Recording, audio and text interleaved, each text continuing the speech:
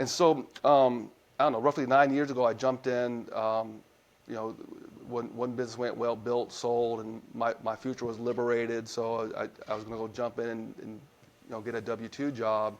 But somehow, I kept getting hit on the head about, hey, you're not here for that. You're here for something else now. And that was Foresight. And Foresight got to a certain point. It's a new way of working, like growth CFOs, 3-person teams, invented something new.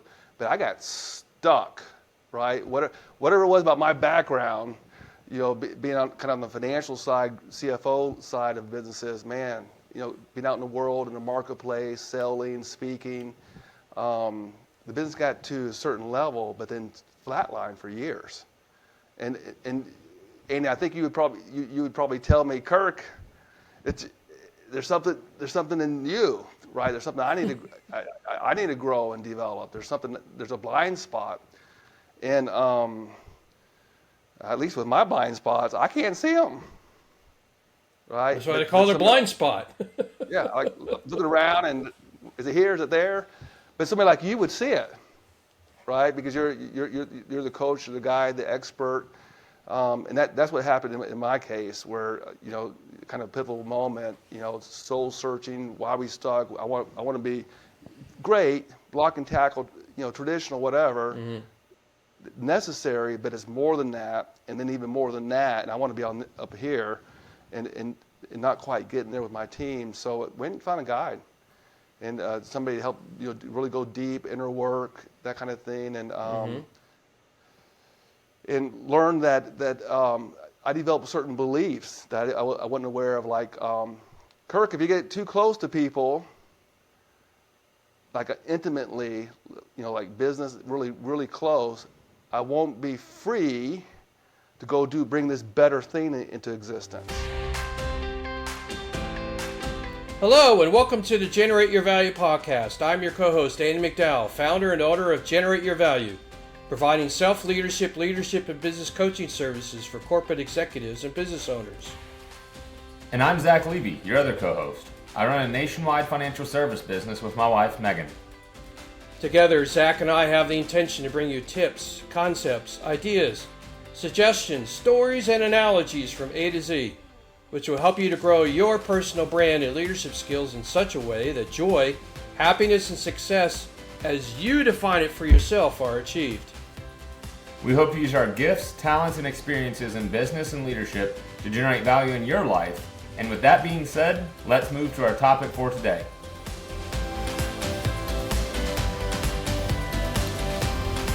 Hello, and welcome to the Generate Your Value podcast. My name is Andy McDowell, your host for today, and the song that is ringing around in my head this morning is an Elton John song called Freedom! Freedom! And no, not from sure, freedom from a political standpoint is very important, but we're not talking about political freedom today. We're going to be talking about financial freedom, right? How is it that we can, as particularly business leaders or business owners, achieve freedom in this world? And we're not talking all financial freedom. Obviously, it's going to be a big part of our conversation this morning, but to have that sense, that emotional feeling of freedom doesn't necessarily always mean just strictly financial freedom, but it's a huge part of it. We're going to be talking about it as a huge part of our conversation today, but not all of it is financial freedom, and we'll get into that with our guest today, the Scotsman from the great state of Maryland, Kirk McLaren, and we both kind of share a little bit of history or heritage, being that my family came from southwest Scotland. Kirk's comes from the Highlands. So there might be a little Scottish thing going on about the Highlands versus the southwest and Scotch country in our conversation today, but that's all well and good. So the good old days, right? The good old days, right? Whose plaid was better than the other one, and who could play the pipes better than the other one. And we have those battles every fall somewhere in the United States, right? You can find a park with the Celts getting together and having their battles, keep the tradition going alive. But anyway, digress. So let me read Kirk's bio, and then we'll bring him in full time here for what hopefully will be a great conversation that will keep you engaged. And Kirk, we like to call on the podcast golden nuggets of information that people can use and integrate into their business or their life and get value out of it. Hence the name Generate Your Value, and grow as people and grow as businesses, right? So Kirk's bio reads as follows. Kirk is the financial freedom guy. His mission is for business owners to gain financial freedom on their terms. He believes that when business owners do well, many people do well. Kirk invented the growth CFO financial freedom system, is the CEO of Foresight CFO, a #1 Amazon Forbes author, and a Georgetown University grad studies lecturer. Kirk wrote The Growth CFO Void. Holds an MBA with a finance and accounting concentration, an MA in international relations and economics from Johns Hopkins, a graduate certificate in international business from Georgetown, a Bachelor of Science from the University of Maryland, is a licensed certified public accountant, a certified treasury professional, and earned his Growth CFO Financial Freedom certification. So, Kirk, welcome to the podcast. Thank you for taking your valuable resource that's limited, your time, to come spend it with our community today.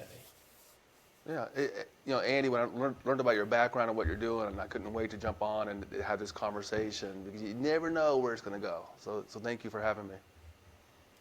So we always like to start the conversation off with the self-leadership things, right? So I'll ask you, pick a time in your timeline of your life. It could be when you're 3 years old. It could be when you're 30 years old. It doesn't really matter. Pick a timeline and talk about, fill in those gaps for us from your bio as to how it is that you got to where you are today.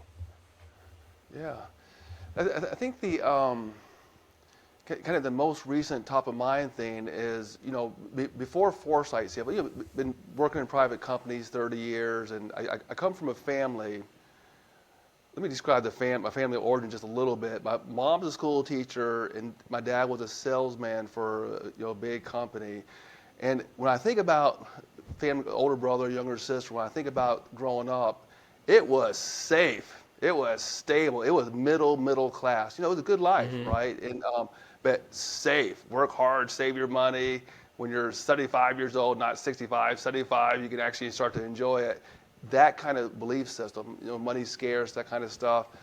And so, for whatever reason, I jumped off to a different branch. I've been in high school, entrepreneurial, built and sold a business, and then, except for 3 years when I served in the Army in the first Gulf War, behavioral science, nothing heroic, but a good formative experience. Been in private businesses, and private businesses are, we don't have resources, right? It is shaky, even when things are good, but I love it.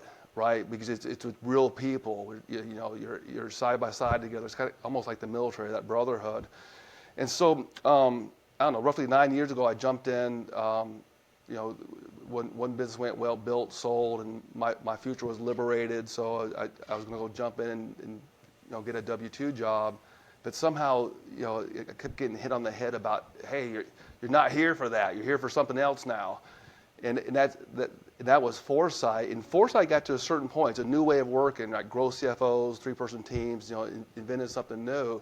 But I got stuck, right? Whatever it was about my background, being on the financial side, CFO side of businesses, man, being out in the world, in the marketplace, selling, speaking.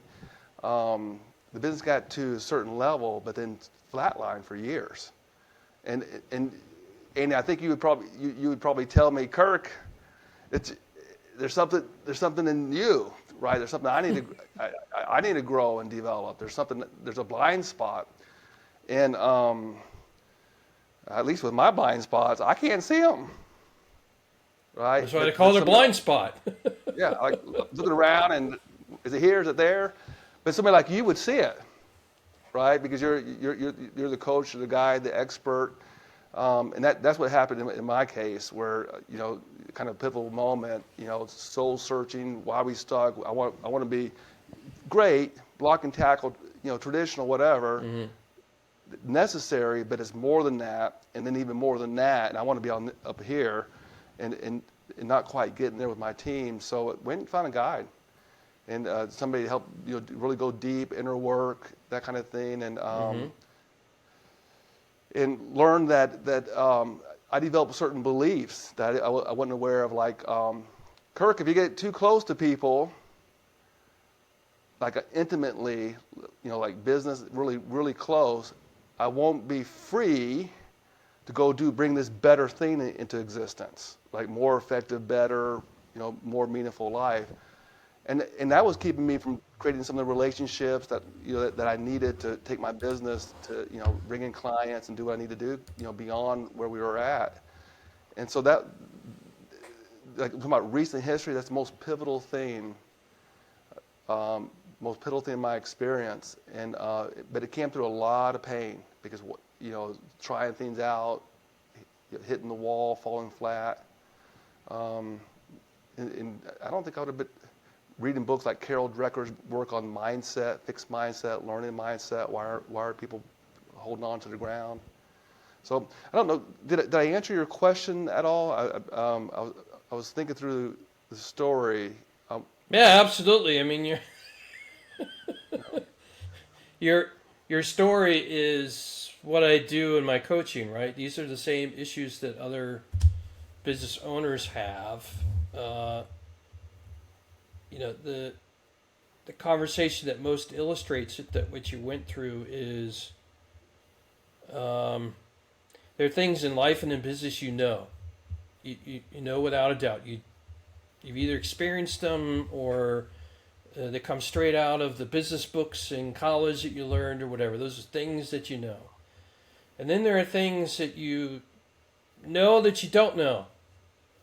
You read magazine articles or things that that are out there, but you just haven't had the time or haven't taken the time to go learn and understand them. And if you brought them in, you might get a little bump in your revenue. You might get a 3% bump or a 5% kind of bump. But to get that major step sounds like that you were hoping for but missing, because you had this kind of stagnant growth and you're looking for a major step up.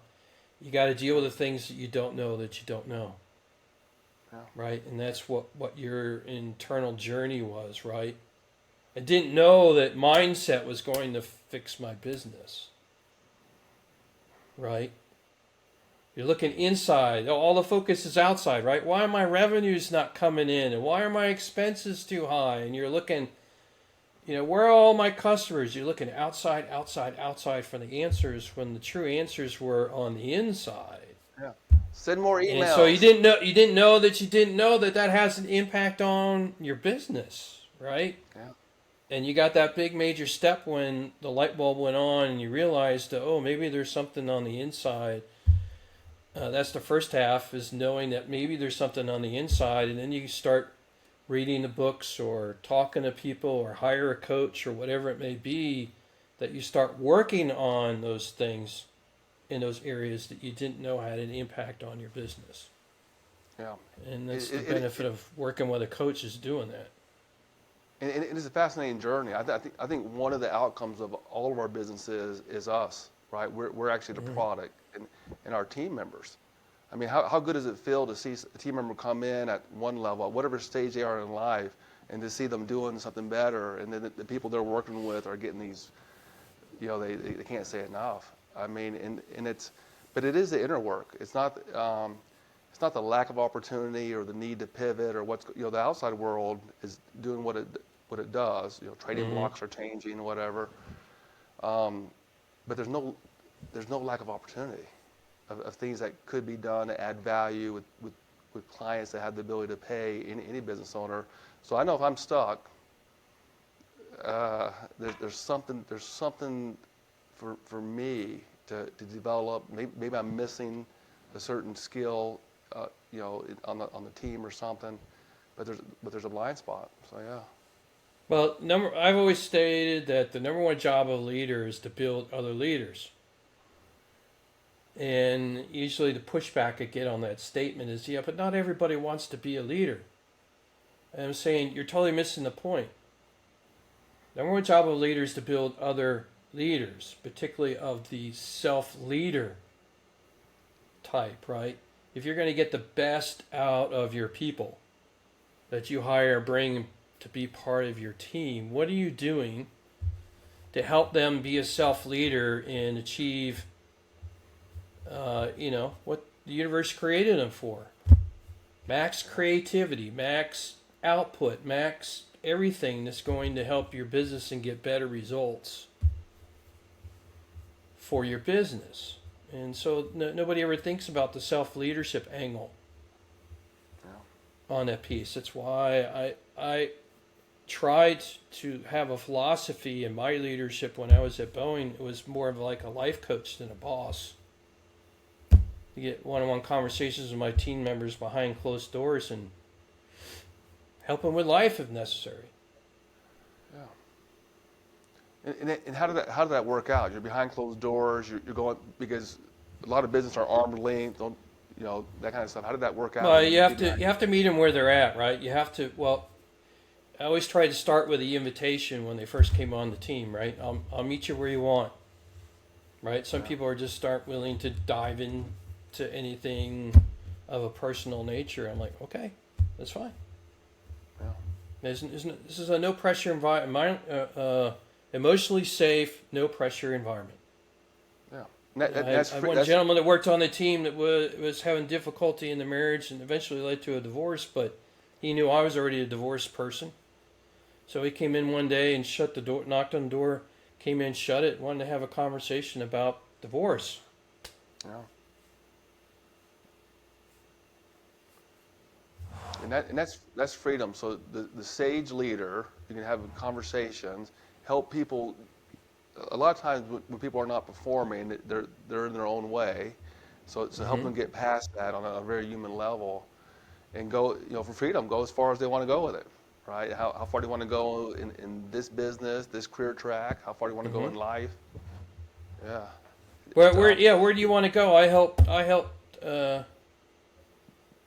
some team members that were with me for 2-3 years and then moved on to a different company because Boeing didn't have either the right jobs or the right skill sets they were looking for, whatever their career is. I'm like, great, let's maximize your time here. The 2 or 3 years you're going to be here, let's do what we can of what Boeing can do for you, and then set you up for success for wherever you want to go. I also had a number of people that wanted to go do other things within Boeing than what they were doing on my team. Yeah. And I said, great, let's develop the skills necessary that's going to make you attractive to other leaders within Boeing, so that when they have positions open for them, you can go interview them and hopefully move on to that. And move people to product management and move people to sales support. I mean, there's all kinds of different things that I helped them with, but that's being more of a life coach than a boss, right? Yeah. To understand, because if you approach it as a leader from a fixed mindset and say, no, I can't lose you, right? And then you're going to stifle the person, and then you're probably not going to get everything out of the person because they say, well, my boss is just a roadblock. But if they see you as a partner, and going after what they want, and you as a leader have an abundant mindset to say, yeah, I'm going to miss this person. I love having them on my team, but I'd rather see them be successful in life, and I'll go out and find another person to sit in the seat and do the same thing for them. Yeah. Why do you think Nick Saban was so successful at Alabama? How many coaches did he lose? Because he was successful on the field, right? He was losing assistant coaches left and right. The current head coach for my alma mater is an ex-Saban guy. Right? But Saban had an abundant mindset to say, no, I thank you for your service. Go be successful and let me know how I can support you. And I'll find somebody else to come take your seat, and I'll do the same thing for him. Yeah. Andy, I was talking to Joey Coleman, who author of Never Lose a Customer, but more recently Never Lose an Employee Again. And he was talking about how important the career path is, almost like the number one thing about how well a person would do in any given position.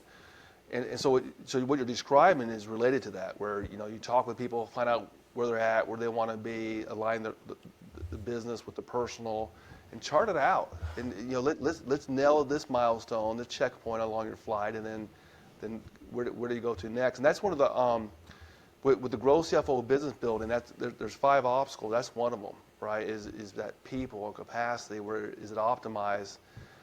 And it's without a doubt, you can argue about the win, but without a doubt, AI is coming into the workplace fast. Mm-hmm. 1 year there'll be some changes, but maybe not radical.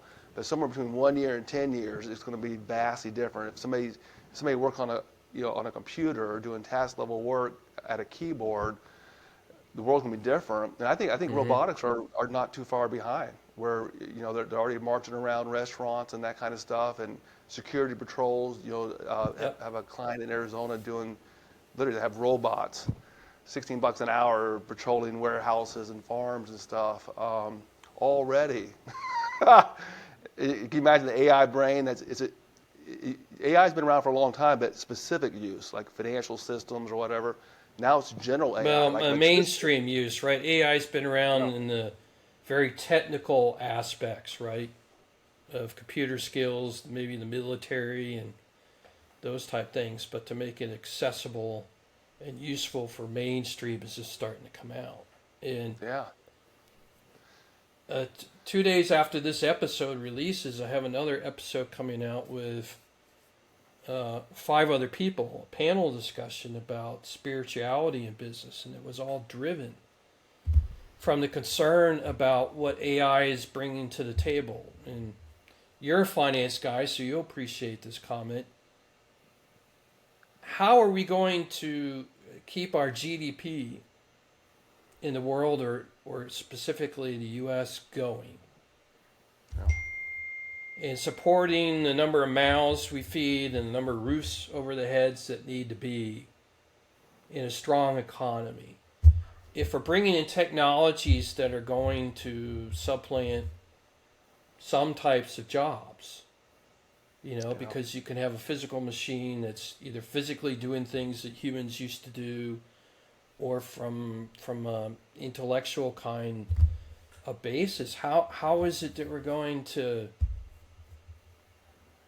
keep it going? Yeah. And That's a real question mark. it is a real question mark, and that's why I wanted to throw out that conversation about spirituality and business, because I'm a firm believer that humans are going to have to get more creative. We're going to use AI as a tool to do our jobs, just like Microsoft Excel did some things for us, and then the internet came along and the internet did some things, and now we have this other tool here that's going to help us in our work. But the kind of repetitive, task-oriented kind of work is going to get more and more taken over by automation, which means that we as humans need to kind of bump up or evolve into more of the creative side. And is spirituality a tool, so to speak? I kind of hate using that word, but how can spirituality help us within business to allow humans to evolve to work in a more creative fields in order to keep the number of jobs around, to allow our GDP to not take a major hit because we can't find work for people? Yeah. Do you mind if I weigh in on that? Yeah, absolutely. Absolutely. It's kind of helps to set the stage for the next Yeah. episode after ours for people to listen to. And I do think there's a part two of the kind of the thought process, but spirituality, I really do believe as the machines come in and do more of the task level work, AI first, and then at some point robotics, right? Robotics have really altered like controlled settings like warehouses and factories, Well, robots at some point are autonomous vehicles, that kind of stuff. They're going to be free to roam office environments, free to roam the streets, just like you and I do. I don't think that's too far. You look at Optimus and the kind of stuff that Elon has already developed, and Boston Dynamics. So then you have this super brain with this super body that you can change out. You can fly, you run, swim, whatever. Isaac Asimov kind of predicted way back when. Is it right? So it's coming. Cars that fly, whatever. I mean, it's right. It's there. So I believe like the spiritual. I think human to human, like really slowing down, and that it gives us a chance, you and me, to be more human. Slow down, better communication, get more involved, with people versus this arm's length. Traditional business is arm's length. I don't care about you. You're a cog. Maybe I care about you, but going forward, that human to human connection. So people in different roles they'll have to understand the task level stuff to know what the machines are doing. Most likely people will finish the last mile of any given work, right? The machines will do 70, 80, 90%, and then the person puts the humanness into it to make sure it's complete and connects. And then the person who's able to take that outcome and communicate to other humans who use the outcome and collaborate and slow down. It's more of a chief level conversation, not the task level conversation.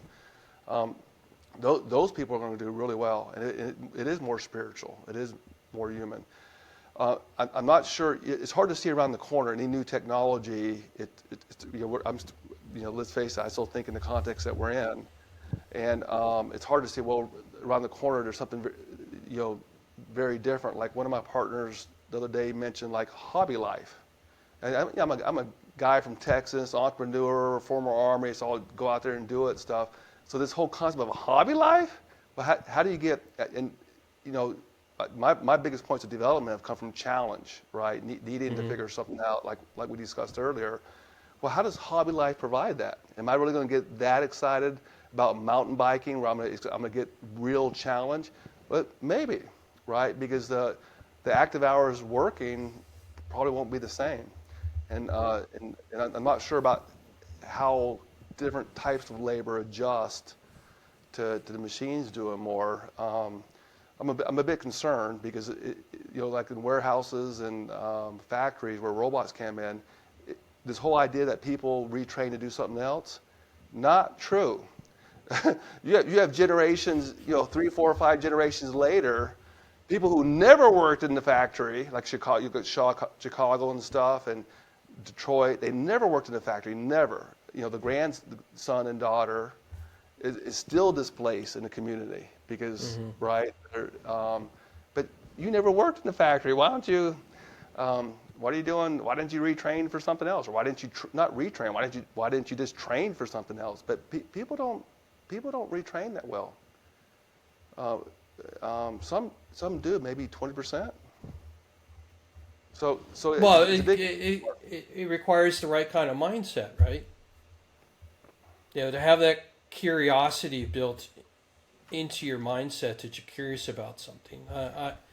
I for one have been self-taught in my hobby areas, from photography to music. Other than spending 3 months with a voice coach, I taught myself how to play the guitar. Very taught cool. myself how to take pictures, to the point where I sell my photos because people kept pushing Very me cool. because of the quality of the photos that I take. But I had a knack for curiosity and a confidence in myself that I could go learn these things, and not everybody has that. But it's something that could be developed. Yeah. Within Okay. somebody, right? Yeah, and at some point we should bring this back. We'll bring it back to how should a business owner think about AI being more spiritual, being more human? Because that vision of the future on how you work and how people work with their clients and customers, and I say you, but business owners, it's going to be different, right? 10 years, very different. 1 year, less changes in 1 year than we think. Okay, so some of this stuff like intellectual curiosity and discovery and how to collaborate with people. I teach at Georgetown. My mom was an educator. I got 2 sons that actually went to school. I'm being funny. The public school system doesn't support any of that. it's based on the Prussian military, where a person's literate enough to do what they're told, but not doing the higher level thinking to be a human. Because that's why a lot of people don't tap into their gifts. They get it, even if they business owners who own a business, they get trapped into all this stuff that they're not born to do, and it's quite frankly it's a grind, right? It's a treadmill that won't stop. Well, they're trying to create their own. They're trying to create their own paycheck. Yeah, they've created a job. Instead of going and getting hired by somebody else to get a paycheck to go start a business that they're not really interested in order to have income coming into the household like a paycheck. Yeah, versus being an architect, making an asset where they're actually, the business is designed for them to do what they were born to do as they discover that. Right. No one knows all the answer, but at each stage, the business is allowing them to be their best, and then people around them are the best. That's spiritual. But the school system are going to have to evolve. And they're not even achieving basic literacy, reading, writing, arithmetic right at this point. And it's not a resource. It's not a financial question, because the average student's $12,000 a year per student. You probably could do it for $4,000 and get 10 extra results based on what we already know about how to educate a human. The schools that are paying the most, some of them, like Baltimore, paying $27,000 a year. Think of 12 years. I mean, oh my God, right? You got the $500,000 investment, and getting the worst results. They have entire dozens of schools with no one on grade level. So it's not a resource question, not even close. But how do we develop humans? They can do about 4,500 a year. And get 10x results to be humans and have critical thinking and know how to tap into knowledge and data in a way to have clarity and use these advanced tools. Like, it used to be you couldn't use a calculator in school. Now schools are learning you better bring AI. It's literally a key tool that people need to be really good at. So it's a lot from. I think that's where a lot of the tension is coming from that we see, on the political and economic front. There's these fundamental shifts going on, like uncoupling from our enemies in the trading and doing more with our allies. That's who you should do business with. Do business with your friends. Do business where it's mutual. You prosper and you do it fairly with trust. Yeah, do more with them. But it's a major transformation on scale like. After World War II, the Bretton Woods, it's on that level of transformation where the U.S. dollar became the backing of the global money. At school, post-COVID, what people care about in their lives is the fundamental values, I think, for the better, where people are asking, it's not just work, there's other things too. To give credit to the baby boomers, they did the work. They lifted 2 billion people globally out of poverty. Wow, one generation. So material well-being is yes, I understand. I got married when I had $200. I understand struggle. It's what I call the period of due. What is that? One of my favorite coaching tools is the be, do, have model. If you go on my website, it's all over the place, right? Are you a human doing or are you a human being? And our school system, through the years, has been set up to teach the mind and to teach humans how to survive being a human being. Teach you math skills, teach you about history, teach you the correct use of the English language, and those type things, so that you can go out in the world when you're 18 and survive, right? And go earn a living. Put food on the table, a roof over your head, whatever. School system's not set up to teach you how to be a human. It teaches you about the mind and survival, right? Yeah. So it teaches you how to be a human doing, not how to be a human being. So if I give you a simple algebra equation, x plus y equals z. And I give you 3 words, be, do, and have. And you can put those 3 words in your equation somewhere. What does Hollywood and society teach you? Go do the x equals do, Y equals have. Go do these things, then you get to have these things equals Z, be. Then you get to be somebody in the world. Yeah. And how many sad, lonely Yeah. people that followed that equation in life and went, I'm not happy. I got Follow millions of formula. dollars in the bank and I'm not happy, right? But if you take that same formula and go X equals B, Y equals do, meaning I'm going to focus on being a human being, in all aspects of being a human being. Then, to your point earlier in the conversation, then I'm going to go do those things. I'm going to go build a business that aligns with who I am as a human being. Yeah. My why and purpose and passions in life then equals Z. Then I get to have joy, happiness, and success in my life every single day. It's a total flip. It's a total flip. Discover who you are. Be true to that. But there's a real gift, right? It maybe takes a minute to discover it. That's the journey. That's the good part. And you get to have peace, right? I get to have peace. Yeah. Because I don't worry about anything else. Because I know who I am and I'm out there doing things in the world that adds value. And I've got joy and happiness in my life. That's peace, right? Peace. As I said, beginning, we brought the episode on today, right? We're talking about freedom. Well, I love that. Yeah. What is freedom? Define freedom. What is that? Yeah. Well, first of all, I love how much you created a formula. That's good. Right. I like that.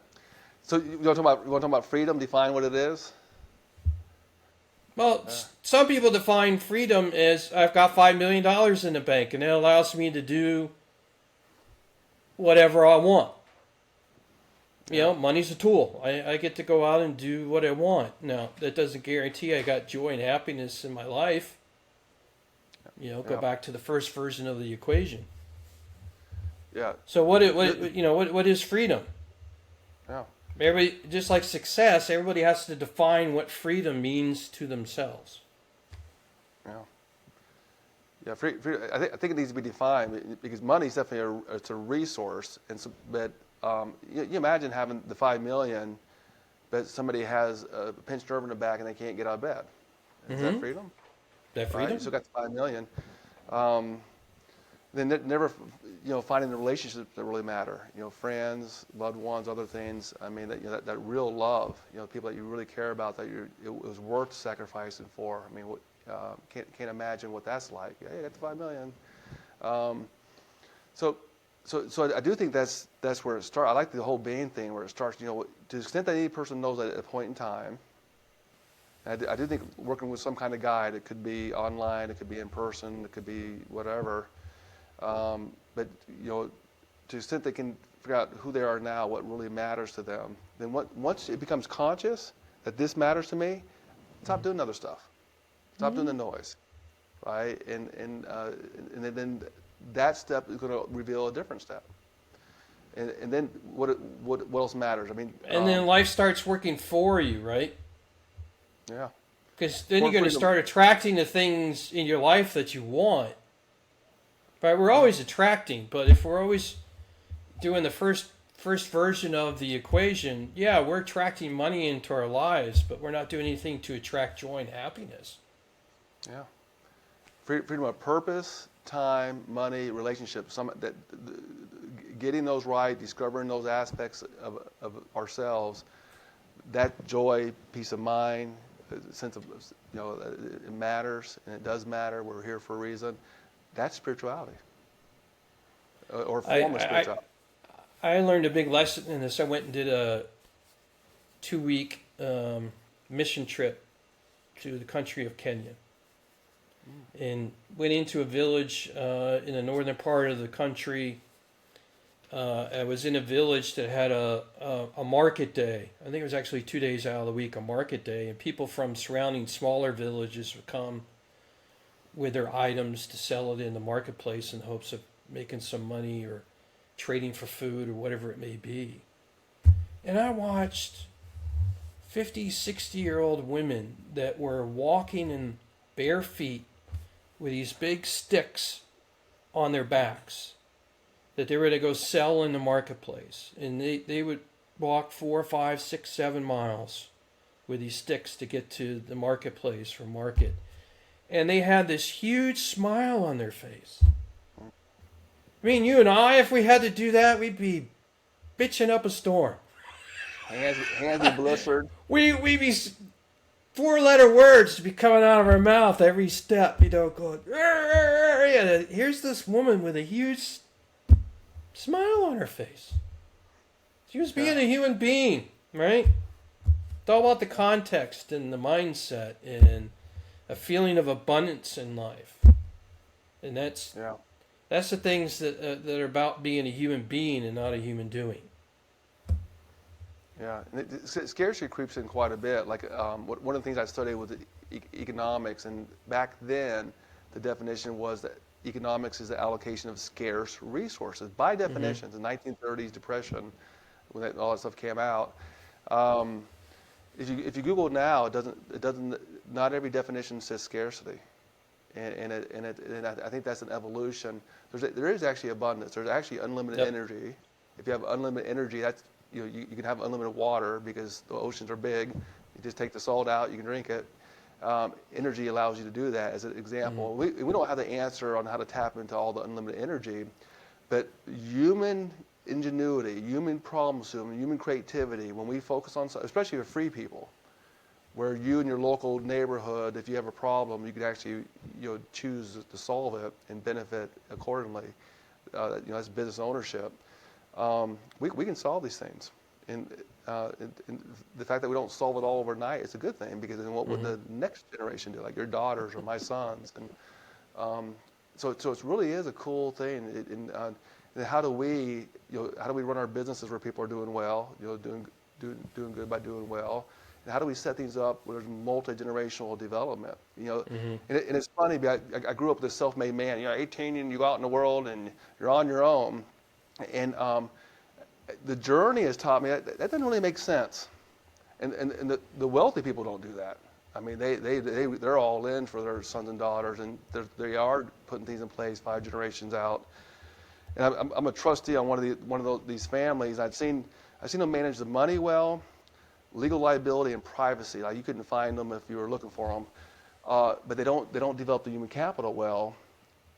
They're still all in. They go further than a lot of middle class families do. We're going to elevate and expose, but dang, and the harm that comes out of that, this almost like this imposter syndrome, where a baby is born with $3 to $4 million, and it gets better from there. There's 150 trusts on top of that. It's damaging, right? But it's not because of the money. It's because they haven't developed the person, the being, right, intentionally to sit in that seat with confidence and purpose. Right, and that part's missing. People need to struggle forward, struggle uphill, right? Otherwise, that kind of thing. So all that fits into business owners. They do have the ability to bring in the household income they need. So there is that level of freedom. You do what you want when you want. Build the business so that you got the right hat, not all the hats, and there's stages to it. And there's certainly an option to build a business that's valuable and transferable. It's not dependent on the business owner. It is unique. There is a strategic buyer, and you're getting a big check where there's multiple generation of development available. I tend to say development instead of just wealth, because just wealth is damaging. That's the journey. That's the growth CFO business building. That it can take them to that point, and that's the journey that can be really rewarding. So that then, your daughter's granddaughter, grandson has backing. And I'm not talking about financial. I'm talking about everything you learn is present to that generation, plus what they learned since you and I were here. I mean, that to me that's we're getting to, like, my purpose. Like, I would to help people go beyond their self-imposed limits and to really do something remarkable in life based on who they are. So it's all freedom to be who you really are. So is that what it's safe to say you have a financial freedom system but the word that's accentuated here is freedom, and not necessarily that the finances may be the entry point to this journey, but a lot of the work that we're going to be doing in your financial freedom system is sort of legacy or generational wealth building, as well as what are we doing here as a human being to take you up to that next level. Yeah. What we you want me to unpack that a little bit, kind of. Yeah. Give us some insight as to what it is that you do. Yeah. So grow CFOs, inventing something new to serve underserved businesses. They're typically smaller businesses don't have access to the things that bigger businesses have, for the reason that bigger businesses are big. Mm-hmm. So the grow CFO business building is getting into the obstacles like winning clients, keeping and growing clients, people capacity, then access to capital, and then financial performance could be an obstacle, right? If it's not, if the money's not there for payroll, things get tough. In addition to that, it's on the personal side. A lot of us business owners are putting so much into the business, our personal life is suffering, right? Husband, wife, relationship not good, kids, missing events, that kind of stuff. I've been there. I've sacrificed my family for providing, right? And so the growth CFOs work side by side, 3-person team, 90-day sprints, very intentional. But let's start by getting, what is that destination that really matters to you? You can go as far as your vivid vision of your future self. What really matters to you? Because the more we know about that destination, the more we know how to build a business, like household income, and what kind of organization do we need, capacity, so that the owner can delegate things they weren't born to do. What value is needed in the business, like including uniqueness, so that there is a second payday. There's an option for one. So the growth CFO can do that kind of work, but let's just be realistic here. A growth CFO is not somebody, it's not a coach, it's not somebody who can do the inner work, right? That if I have a success team, I need a coach. At a certain point, I'm gonna need somebody to really, if I'm stuck, I need somebody who can go deep, and they help me unlock myself from myself, so that both my life and my business can thrive, right? Prosper. So those are different expertise, and that I'm starting now in doing like the life mastermind 3 times a year. Let's meet and go through life, like your bucket list and multi-generational development, and how do we do it where it's safe. And I'm doing that. I'm doing that on the back of, we created our own technology, the Freedom Platform, and now the Freedom Platform, literally coming out March this month, it has the life module where I can have my life as intentional as building my business on the module.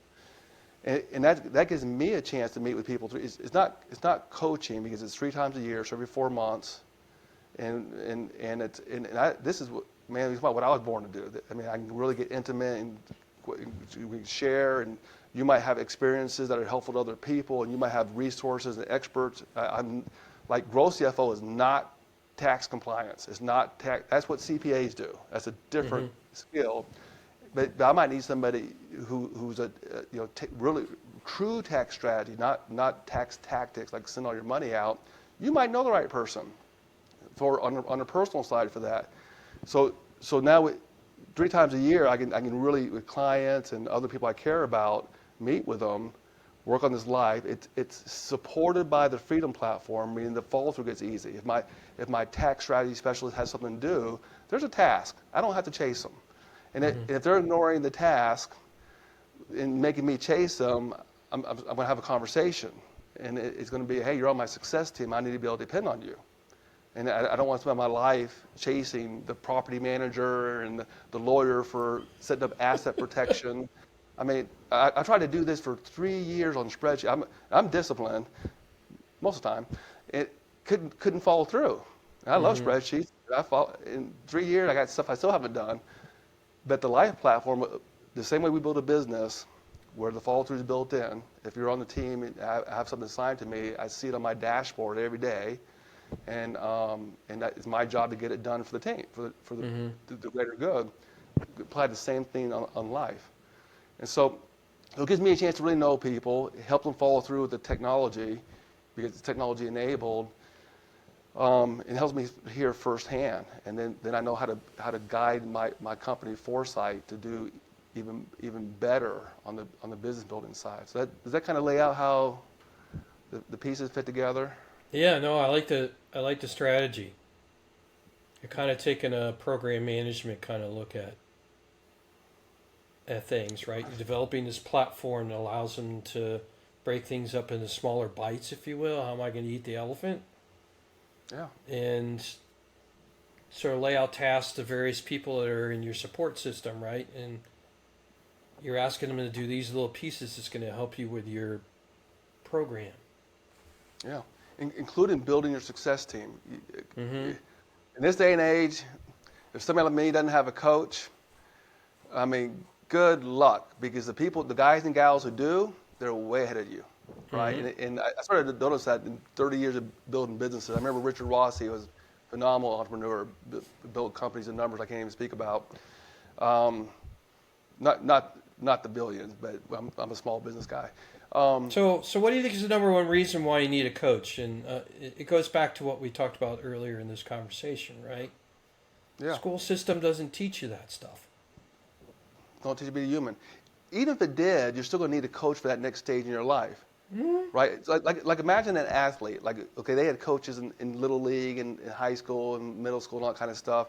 They have a coach for every part of their body. They have the elbow coach, the swing coach, the back swing coach, the left swing coach, because it's, especially when you're pursuing excellence, it is the fighter point. Twist it, angle it this way. Like for flight, if a plane, we talk a lot of flight, like financial flight plan, a lot of flight analogies, destinations. So if a plane, and I'm an Army guy with, Air Force analogies, but if a plane is 1 degree off, over 60 miles of travel, which is not much, they'll miss the target by 1 mile. Mm-hmm. For every 60 miles traveled. So where's the airport? Not sure. Mm-hmm. What country are we in? I'll get back to you, right? It's the same way with a CEO, business owner, or any position. There's no way I can see what the fishbowl is if I'm in the fishbowl. And there's no way I have in my brain is seeing things and filtering things out. But you, the coach, can say, how about you angle up another degree? You're not there, angle more, right? And then see where things land and adjust. There's no way a person can do that without some kind of guide, in multiple guides at different points. There's no way. And I've seen, I questioned Richard Rossi. He was spending like $25 grand a year on a coach back then. This was more than a few decades ago. And I was like, financial analyst, and we were trying to build a business. I asked him, what is this? And he explained what it was and all the benefits of having the peer groups and a coach. And my only response was, you can just imagine how blank my stare was. And are we building a business or living a country club lifestyle? Right? And then over decades, I started noticing difference. I worked with a lot of private businesses. The ones who have a coach, a peer groups, they're actively doing that. I can just see that they have more options. They're clearer. Their follow through is better. They're more pleasant. They have more peace, right? Not saying that they have bad days. They have cash crunches, that kind of stuff. But night and day, I started saying, Now I'm a slow learner, so it took me about 15 years to really get it. But at some point, I said, man, at that point, if I'm going to jump in with somebody and commit, I commit, passionately to, the business owners. That this is before even Foresight CFO. I'm going to ask them, what are you reading? Who's your coach? And if it's I'm not reading, the last thing I read was Green Eggs and Ham in grade school, and I don't have a coach. I did it for a while and stopped. Either we're gonna address that, or this is not the right place for me, because it's going to be fixed mindset, status quo, stuck, and frustration. Not good for the business owner, not good for me. And so I may opt out. If you want to see a great example of that, I'm in the middle of watching the latest season of Full Swing on Netflix, which takes a look at the PGA Tour, and you get kind of intimate with some of the bigger names on tour and their personal life and those kinds of things. But the last episode I watched, follows this very young gentleman, Wyndham Clark, I believe is his name. Came out of the Pac-12 player of the year, golf player. Comes into the PGA Tour with his thinking he's going to be on fire and competing with the big names right away because of what he's achieved at the college level. And that doesn't happen for him, and he's getting angry and frustrated. They got video clips of him taking his club and beating the heck out of his golf bag and so forth. He's just not getting the results that he wants, and he hires a sports psychologist, and next thing you know, he's winning the U.S. Open. He's going up against head-to-head with Ricky Fowler on the U.S. Open and beats him because of a sports psychologist coach, not anybody that's working on his left elbow, right elbow, his core, his swing, or how he putts, but what's going on here and here. Best investment ever. Mm-hmm. Look at the outcomes. And how would he have gotten there without the guy or gal doing the head game with him to get clarity inside? The Phelps, the swimmer, I mean, that guy was focused. Yep. And he had some training along those lines. Well, Kirk, unfortunately, I could talk to you forever about this stuff. I mean, this is what really brings joy and happiness to my heart. These conversations are why I do what I do, because it brings joy and happiness to my heart. But our time, unfortunately, is coming to a close.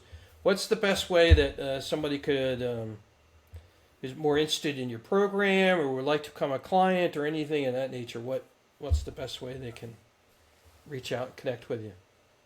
Yeah, the best way to take a look is my personal website, Kirk W McLaren, like the race car.com. No periods in between, just Kirk W McLaren, and then you'll get a feel for me. If you want to talk about kind of what you're working on, your vision, your strategy, where you might be getting slowed down, just click the button and grab time using my calendar link. So that's the best way.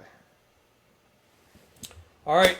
I forewarned you in the green room, the last question we ask of every guest that comes on the podcast is, Kirk, what do the words generate your value mean to you? Generate my value means literally unlock whatever things, the blind spots that are holding me back. I got to have a guide to do it. I've never been able to do it by myself. And then 10x the vision. Don't play small. 10x the vision. You're making that. If I'm making that kind of investment, the right guide, do the inner work to get clear, then create the vision that is colored right. I can feel it. It's worth getting up every day. This is what I was born to do. That's what generate value means to me. So for the listening audience, I hope that Kirk and I's conversation today, as I mentioned earlier in our conversation, you found some golden nuggets in our conversation that you might be able to use and integrate, whether it's the human doing versus human being conversation or be to have in the formula X plus Y equals Z. How would you plug those words into the equation for yourselves? Items such as that is what I call golden nuggets that you can use and integrate into your life or into your business or both. That's going to help you to find that joy and happiness in life and truly have full freedom. More than just financial freedom, to have full freedom to live out your purpose in life, to be your authentic self. And that's what the name of the game is here on the Generate Your Value podcast. So that being said, just as a reminder, in 2 days, that spirituality panel that I talked about is coming out. Hope you'll tune in for that conversation. Have some great panelists on there. I've already recorded the episode, so I know what's on there, and you don't want to miss the episode. I'll put that plug in because I already know the content in it. But anyway, hit that subscribe button. We're here every Tuesday with a great guest like Kirk. Hope you'll come back for more of our conversations with some great people to help you in your life and in your business. And with that being said, have a great day, have a great week, and we'll see you here next time on the Generate Your Value podcast. Take care. And Andy, thank you. I appreciate what you're doing out there. Thank you. I appreciate that, Kirk. And thanks for taking your time to come talk to us. Thank you so much for joining us today on this episode of the Generate Your Value podcast. If you find our conversations to be useful in your life, I invite you to subscribe to our podcast so you don't miss an episode. You can find me online at Instagram at _Zach.Levy, Facebook, and LinkedIn. For information on my coaching services, visit my website at www.generateyourvalue.com. You can also find me and my company on LinkedIn, Facebook, X, and Instagram. Simply search for Generate Your Value on those platforms. Once again, thanks for joining us for today's podcast, and we invite you to generate your value in this world.